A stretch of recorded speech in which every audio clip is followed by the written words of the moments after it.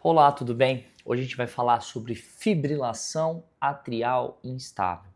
Estou aqui com a diretriz americana de 2023 aberta. E qualquer diretriz, ela é unânime nisso. O paciente que está instável por fibrilação atrial merece cardioversão elétrica sincronizada, porque é a forma mais rápida e mais eficaz de você fazer o controle de ritmo, ou seja, tirar da fibrilação atrial e levar para o ritmo sinusal, uma vez considerado que esse seja o problema da instabilidade. E aí que vem o pulo do gato.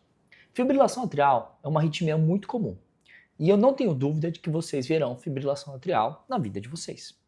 E muito provavelmente você vai pegar em algum momento alguma fibrilação atrial, com, por exemplo, hipotensão. Tá lá o paciente batendo a 130 e uma pressão arterial, sei lá, 70 por 30, vai, 7 por 3 de pressão. E aí vem a grande questão. Cardioverte esse paciente? A resposta que eu vou te dar neste momento é não sei. Mas, Gabriel, você acabou de falar que é classe 1 de recomendação em qualquer diretriz de fibrilação atrial cardioverter o paciente que tem fibrilação atrial e está instável. 7 por 3 é critério de instabilidade. Ou você acha que é normal uma pressão de 7 por 3? Você está maluco? Não, não estou maluco. Calma. Você tem que ver se a instabilidade ela é por causa da pressão ou não. Por quê? Fibrilação é muito comum, então tem muita gente que tem fibrilação atrial permanente. Vamos imaginar que você está lá de plantão na emergência. Aí chega um vozinho, bem vozinho, com história de rebaixamento de nível de consciência, queda do estado geral, diminuição da compactuação e um pouco de tosse.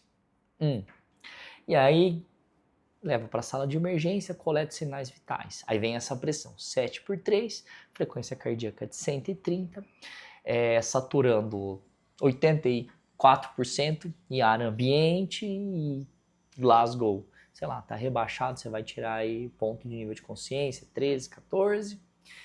Tempo de enchimento capilar lentificado. A dúvida, será que isso daqui é um choque séptico, talvez de foco pulmonar, né? Teve uma tosse aí, mas a gente ainda não sabe. Ou será que é a fibrilação atrial de alta resposta ventricular que está instabilizando o paciente?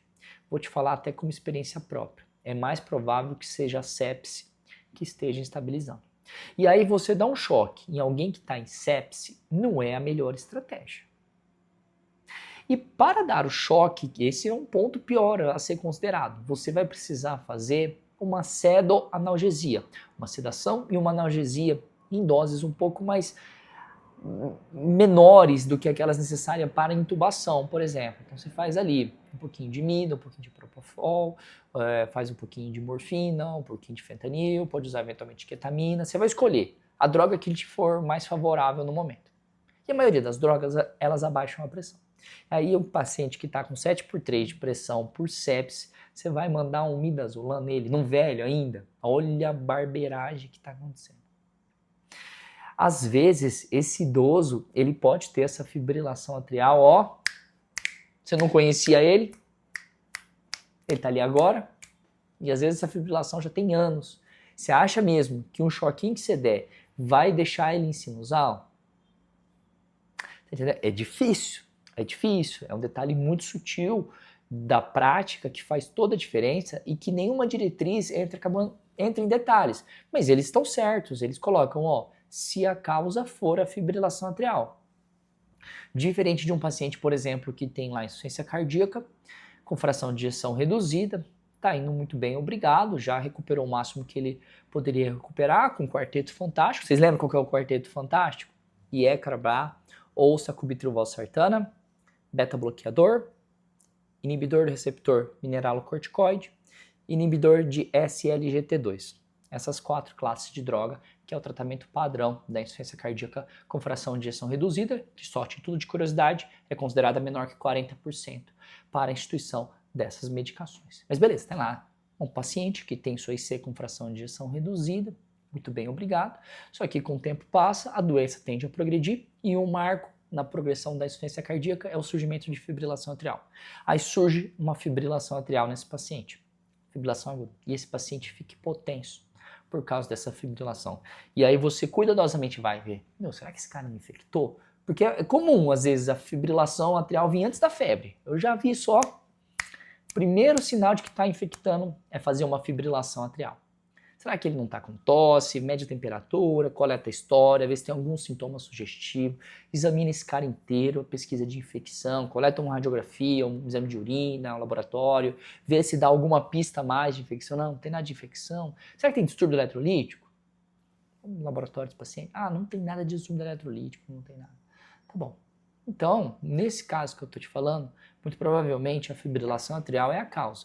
E se ele estiver ficando impotente por causa disso, da fibrilação atrial, aí você tem que ser mais agressivo. Aí você vai lá e cardioverte esse paciente. Entendeu a diferença? Você tem que ver se não tem nenhuma outra doença que justifique a hipotensão. Não a fibrilação atrial, mas a hipotensão em si. Porque a hipotensão vai ser um grande marco da indicação de cardioversão elétrica. Ah, existem outros, abaixamento de nível de consciência, dispneia, dor torácica, mas na prática o que vai mais te comover vai ser a hipotensão. E tem que tomar cuidado, porque cardioverter uma sepse não é a melhor estratégia. Foi claro?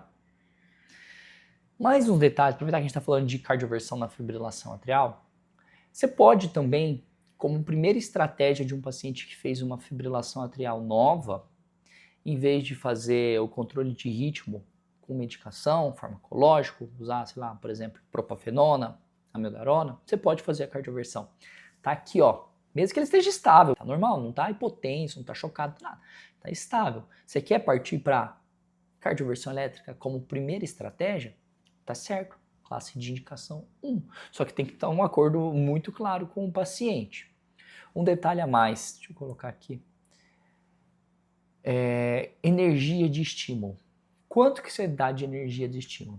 Tem estudo que avaliou começar em doses menores e ir aumentando a dose, e tem estudo que começou com 200 joules no bifásico. E a taxa de sucesso com 200 joules foi maior. Por isso virou classe de indicação 2A, nível de evidência B, na diretriz americana de 2023, fazer a cardioversão com 200 joules. Ou seja, já chega com o time titular, não fica escalando o reserva para depois entrar o titular, para tentar resolver o jogo, você vai enrolar. Então, você já vai cardioverter a fibrilação atrial? Manda 200 joules e pouca ideia, tá bom? Alguma dúvida sobre cardioversão na fibrilação atrial? Tem que tomar cuidado com esse detalhe, viu? Não vai ficar cardiovertendo todo mundo que está hipotenso por causa de sepse, que essa talvez não seja a melhor estratégia.